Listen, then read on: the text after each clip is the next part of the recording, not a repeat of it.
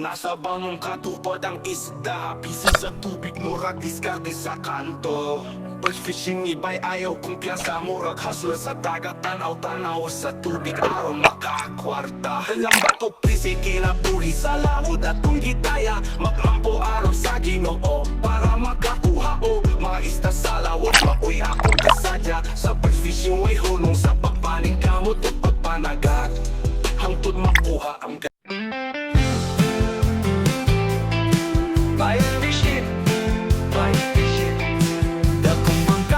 kadlaon, dasig lang palawod lang, tagihapon sa kinabuhi, simple lang. Tara na para makasayo na ta. Ang balut sa dagat, sa kabuntagon, gininhawa sa hangin. O kasi ka sa mga isda, ilabay na ang lambat, taron kita makakuha. Magdepende ang panahon, ngaris ko ang panagat. Sa dagat kami nabuhi at makakaon. Batch fishing sa baybayon akong namataan. Among pangabilawang daw sa dagat, paniguhaw pangandoy akong baon.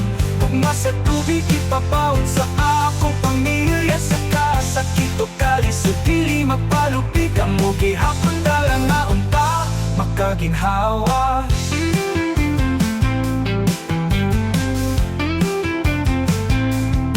Mananagkat nga magpabilin malaumon sa init o ulan, siglang gihapon. Pili mo takas sa pagpaning kamot, mahimong ligon sa paglabo. Maoy akong gisaligan, ayaw kahadlok o padayon ra. Batch fishing kisaligan sa pamilya, sa kahayag sa langit makita ra. Mga isda makuha, magpakitang pusit pataw-taw. Sa laot tara ari pa na, panumpa sa pamilya makalampos ra. Batch fishing sa baybayon akong namaan. Among panganilawang daw sa dagat, paniguhaw pangandoy akong baon. Gugma sa tubig ipapaon sa akong pamilya. Sa kasakit o kalis o dili mapalupig, ang mugi hapon dalang na unta makaginhawa.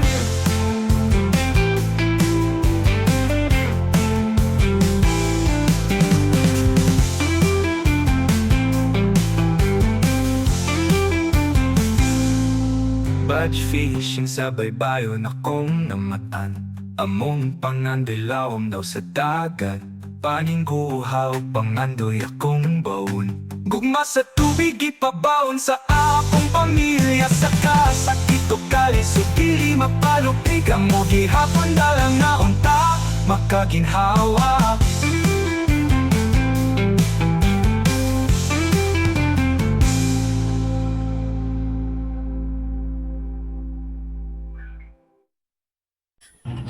Good day mga kapishing, nandito na kami sa laot.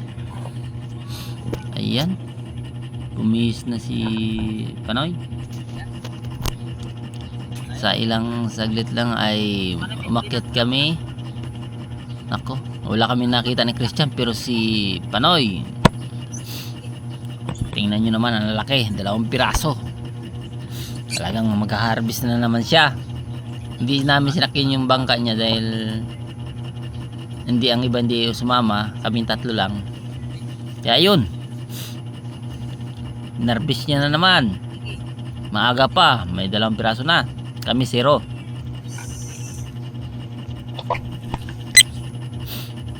Ayan, talon tayo uli. Magano tayo, hinila ko yung pundo namin, saka nagpalagnas kami o nagpaanod lang. Ayan, ako naghila ng bangka. Ayan, kita nyo naman may lobin, mayroong tayong hawakang tali. Nakatali yan sa kate o sa props ko, tinatawag na decoy. Ayan, maganda yung ano niya malaki, at saka maganda yung kulay ng decoy niya. Kaya ang bilis lapitan ng isda, ng tangigi. Sa akin, pag malabo ang dagat, masyadong makita. Basta maliit yung decoy mo, mahirap makakita ng ano, ng isda. Hindi sila lalapit kagad. Pag malaki makita nila, mabilis silang lumapit.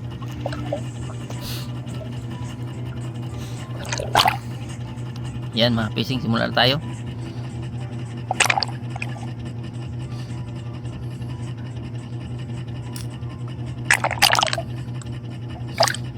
Umakyat na naman kami. Ayan, tingnan nyo mga kapising. Wala pa talaga akong huli. Si Christian isa,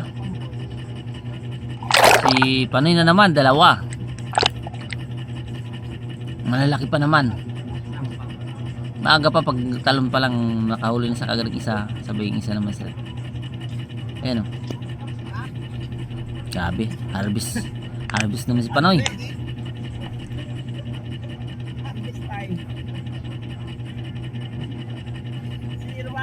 Ako walang huli. Parang si Christian mayroon siyang isa nito eh. Meron na kaming huling 5 piraso. Ayan. Kita nyo naman. Diba? Ang dami na. Pero ako wala pa lang huli. Maaga pa yan. Kasi ano yan eh, kamahalan o Friday. Kaming 3 lang. Holy Friday yan. Pag panagat namin, sabi namin hanggang alas 12 lang tayo. Uwi tayo kagad. Ayan. Tumalon kami uli. Sabi ko last na natin tong talon. Pag wala akong huli, uwi tayo. Kasi paano meron na siyang 4.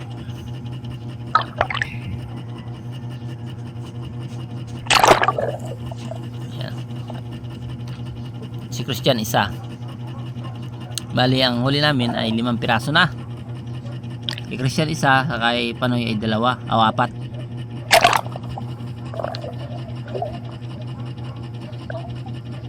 Kaya matagal pa ang hilahan namin. Tingnan ko yung oras. Ito talaga mga ka-fishing, sa totoo lang yung hanap buhay na to sa mga spear fishing, pinaka-effective sa pamana ng tangigi at saka iwas iwas sa mga trahedya nga dumadating sa atin sa dagat dahil hindi ka ubusay ng lakas kasi lumalapit yung isda papunta dyan sa dikoy mo, kaya hindi mo na kailangan tumisid sa malalim na malalim para maghanap ng isda. Kasi yung pinag-aanohan namin na panagatan ay 24 meters po ito. 24-26. Kaya hindi mo makita ang kalaliman. Eh kung sisirin mo ito nako, hindi ka makaabot ng kalahati. Pangalahati.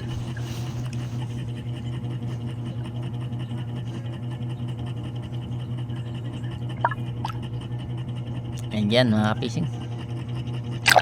Medyo may kaalunan pa. Magaan lang yung decoy ko, kaya ayun, mabilis ipadpad ako. Kailangan hinahawakan ko siya.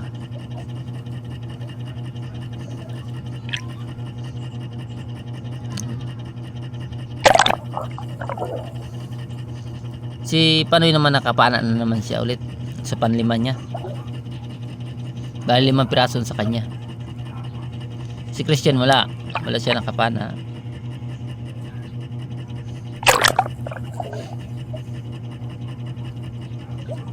Ayan.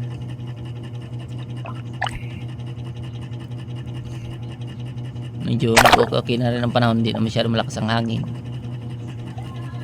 Tingnan nyo naman, hindi masyado makita natin yung ating decoy o kati dahil may kalabuan ng dagat. Kaya shoutout sa mga spear fishing o mga mamana. Pag gusto nyo talaga mamanang layo sa disgrasya, ito yung gawin nyo.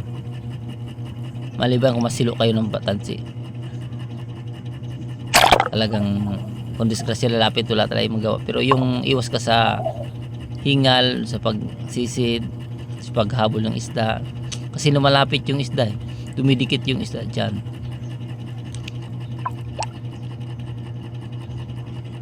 Tinitingnan mo lang.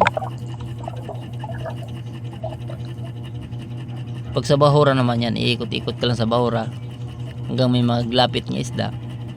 Kasi yung decoy namin ay 3 dipa lang yan, galing sa taas. 3 dipa lang. Minsan nga nasa taas pa dyan ang tangigi, tumataas pa dyan. Nasa 2 dipa lang ang dinadaanan. Pumapana ako sa 2 dipa lang. Depende rin yan sa tangigi, mayroong mailap, nahabulin mo pa. Meron namang hindi, paglapit mo agad-agad, mapana mo na kagad.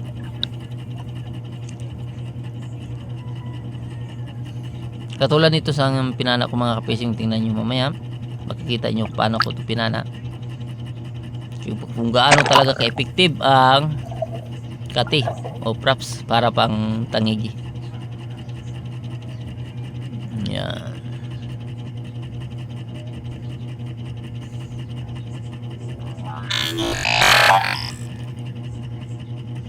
Ito na yun mga kapising. Yan, kita nyo yung tangigi, dumikit sa kanya.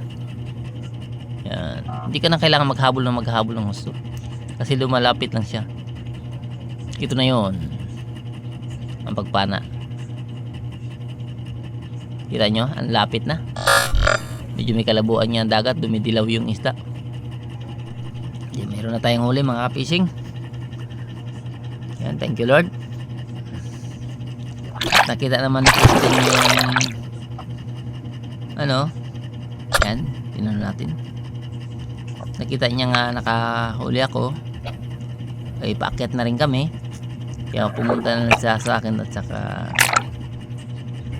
nagsikan shot siya kasi wala naman siya nakita rin tangigi, kaya para palapit na siya sa akin.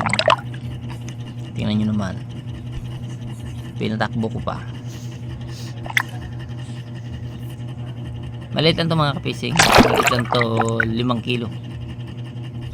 Hindi katulad niya kay Panoy, yung mayroong tag 7, halos 7 ang huli niya, mga 7 kilos, 6, 7. Isa lang yung maliit niya, yung 3 kilos. Yun ang inulam nila, pang ulam na nila.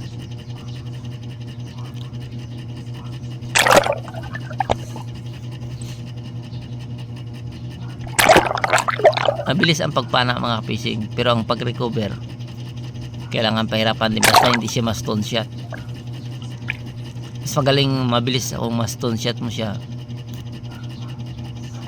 mas mainam, mabilis, hindi mabaluktot yung stainless mo. Lumalaban pa talaga.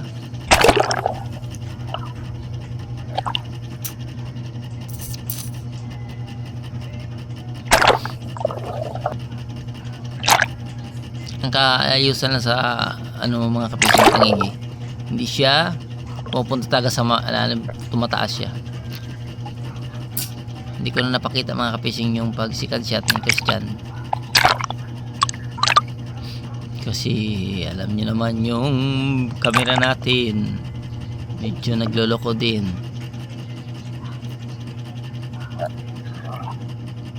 Meron na tayong huli. Kahit paano may huli tayo, kahit 1 piraso. Pero si Panoy talaga ang nag-harvest, 5 piraso talaga sa kanya.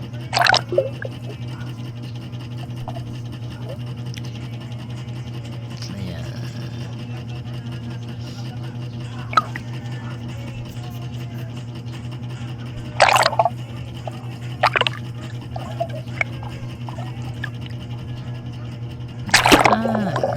Thank you Lord, meron tayong huli. Meron tayong pambili ng bigas.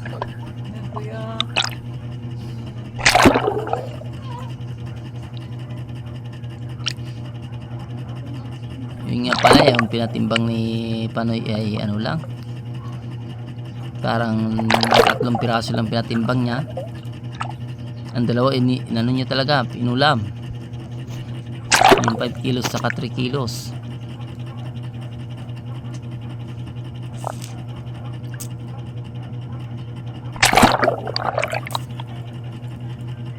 Hindi ko lang mga kapising na paano yung resibo natin ay nawala.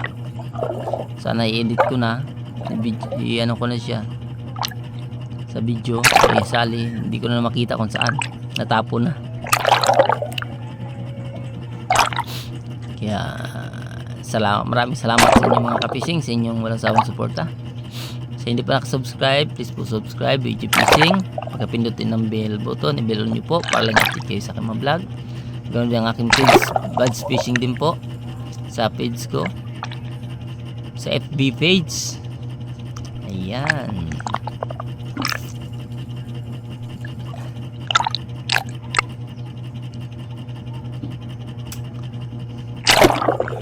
Kahit paano mayroon tayong huli.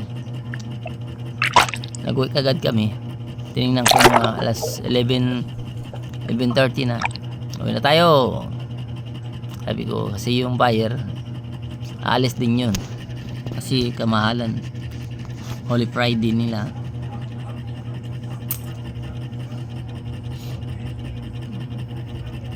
Oh, Holy Friday talaga. Hindi nila. Holy Friday. Ayan. Di ba? Mayroon na tayong tangigi. Siya nga pala, ito yung pinapanahan namin malapit lang sa amin. Kaya hindi naman masyadong malaki ang kinakain ng gasolina ng bangka ko.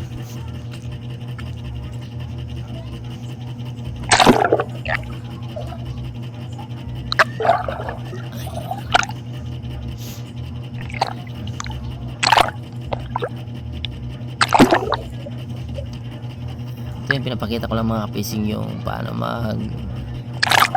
mamana o ayos na pagtapos pagpana.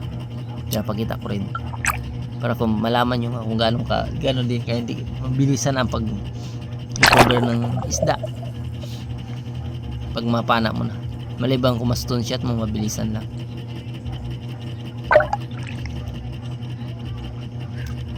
Ayan,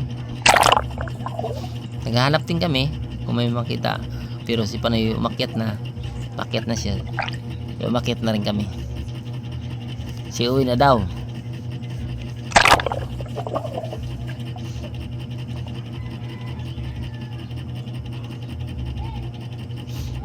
Ayan, tingnan nyo, hindi masyado makita yung kati, no? O ang props natin yan, ang decoy natin yan, hindi masyado makita sa video. Pag ang isda ganun nakalapit sa video, siguradong tatamaan yan. Tatlong di pa ang agwat.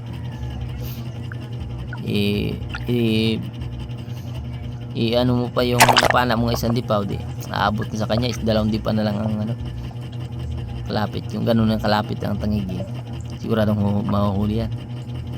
Ayan, maraming salamat. God bless sa ating lahat.